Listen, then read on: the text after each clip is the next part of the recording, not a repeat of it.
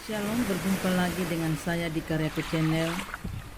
Marilah kita tetap ada di dalam dekapannya Tuhan agar kita senantiasa mengerti rencana dan kehendak Tuhan dalam hidup kita. Mari yuk saksikan.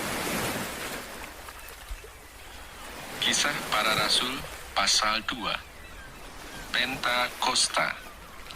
Ketika tiba hari Pentakosta, semua orang percaya berkumpul di satu tempat.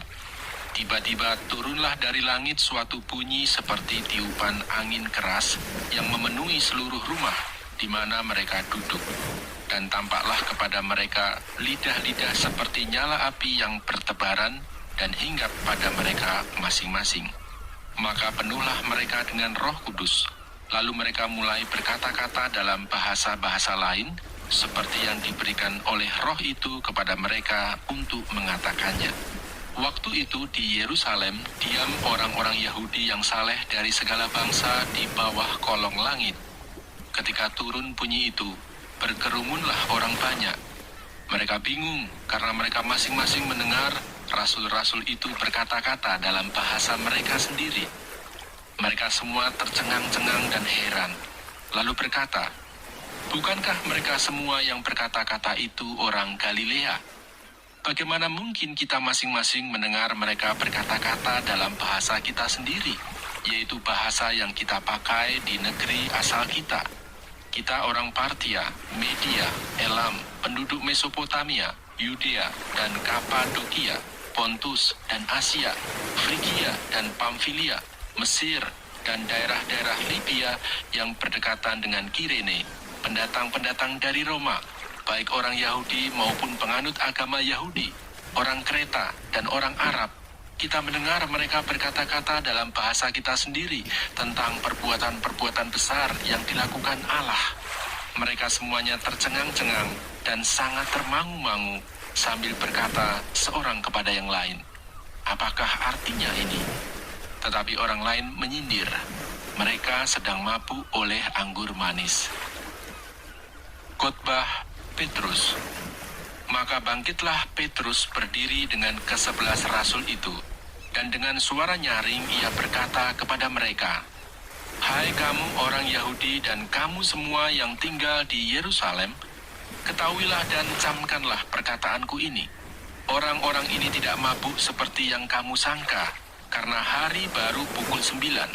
Tetapi itulah yang difirmankan Allah dengan perantaraan Nabi Yoel. Akan terjadi pada hari-hari terakhir, demikianlah firman Allah, bahwa aku akan mencurahkan rohku ke atas semua manusia. Maka anak-anakmu laki-laki dan perempuan akan bernubuat, dan teruna-terunamu akan mendapat penglihatan-penglihatan, dan orang-orangmu yang tua akan mendapat mimpi. Juga ke atas hamba-hambaku laki-laki dan perempuan akan kucurahkan rohku pada hari-hari itu, dan mereka akan bernubuat. Dan aku akan mengadakan mujizat-mujizat di atas, di langit, dan tanda-tanda di bawah, di bumi, darah dan api dan kumpalan-kumpalan asap. Matahari akan berubah menjadi gelap gulita, dan bulan menjadi darah, sebelum datangnya hari Tuhan, hari yang besar dan mulia itu. Dan barang siapa yang berseru kepada nama Tuhan akan diselamatkan. Hai orang-orang Israel, dengarlah perkataan ini. Yang aku maksudkan ialah Yesus dari Nazaret, seseorang yang telah ditentukan Allah dan yang dinyatakan kepadamu dengan kekuatan-kekuatan dan mujizat-mujizat dan tanda-tanda yang dilakukan oleh Allah dengan perantaraan Dia di tengah-tengah kamu, seperti yang kamu tahu. Dia yang diserahkan Allah menurut maksud dan rencananya telah kamu salibkan dan kamu bunuh oleh tangan bangsa-bangsa durhaka. Tetapi Allah membangkitkan dia dengan melepaskan dia dari sengsara maut, karena tidak mungkin ia tetap berada dalam kuasa maut itu. Sebab Daud berkata tentang dia, "Aku senantiasa memandang kepada Tuhan, karena ia berdiri di sebelah kananku, aku tidak goyah.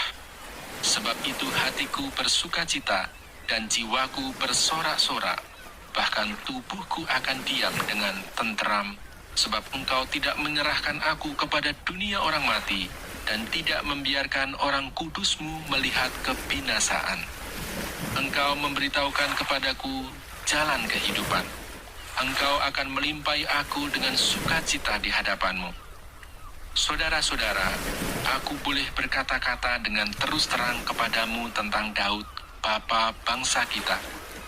Ia telah mati dan dikubur, dan kuburannya masih ada pada kita sampai hari ini. Tetapi ia adalah seorang nabi, dan ia tahu bahwa Allah telah berjanji kepadanya dengan mengangkat sumpah bahwa ia akan mendudukan seorang dari keturunan Daud sendiri di atas tahtanya. Karena itu ia telah melihat ke depan dan telah berbicara tentang kebangkitan Mesias ketika ia mengatakan bahwa dia tidak ditinggalkan di dalam dunia orang mati dan bahwa dagingnya tidak mengalami kebinasaan. Yesus inilah yang dibangkitkan Allah, dan tentang hal itu kami semua adalah saksi. Dan sesudah ia ditinggikan oleh tangan kanan Allah dan menerima Roh Kudus yang dijanjikan itu, maka dicurahkannya apa yang kamu lihat dan dengar di sini. Sebab bukan Daud yang naik ke sorga, malahan Daud sendiri berkata, Tuhan telah berfirman kepada Tuanku, duduklah di sebelah kananku, sampai kubuat musuh-musuhmu menjadi tumpuan kakimu. Jadi seluruh kaum Israel harus tahu dengan pasti bahwa Allah telah membuat Yesus yang kamu salibkan itu menjadi Tuhan dan Kristus. Ketika mereka mendengar hal itu, hati mereka sangat terharu. Lalu mereka bertanya kepada Petrus dan rasul-rasul yang lain, apakah yang harus kami perbuat, saudara-saudara? Jawab Petrus kepada mereka, bertobatlah, dan hendaklah kamu masing-masing memberi dirimu dibaptis dalam nama Yesus Kristus untuk pengampunan dosamu. Maka kamu akan menerima karunia Roh Kudus. Sebab bagi kamulah janji itu, dan bagi anak-anakmu, dan bagi orang yang masih jauh, yaitu sebanyak yang akan dipanggil oleh Tuhan Allah kita. Dan dengan banyak perkataan lain lagi, ia memberi suatu kesaksian yang sungguh-sungguh, dan ia mengecam dan menasehati mereka. Katanya, berilah dirimu diselamatkan dari angkatan yang jahat ini. Cara hidup jemaat yang pertama. Orang-orang yang menerima perkataannya itu memberi diri dibaptis, dan pada hari itu jumlah mereka bertambah kira-kira 3.000 jiwa.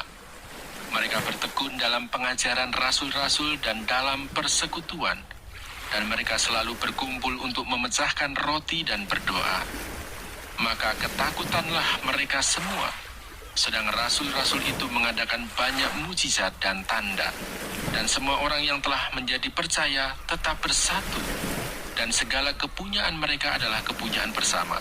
Dan selalu ada dari mereka yang menjual harta miliknya, lalu membagi-bagikannya kepada semua orang sesuai dengan keperluan masing-masing. Dengan bertekun dan dengan sehati mereka berkumpul tiap-tiap hari dalam bait Allah. Mereka memecahkan roti di rumah masing-masing secara bergilir dan makan bersama-sama dengan gembira dan dengan tulus hati, sambil memuji Allah. Dan mereka disukai semua orang. Dan tiap-tiap hari Tuhan menambah jumlah mereka dengan orang yang diselamatkan.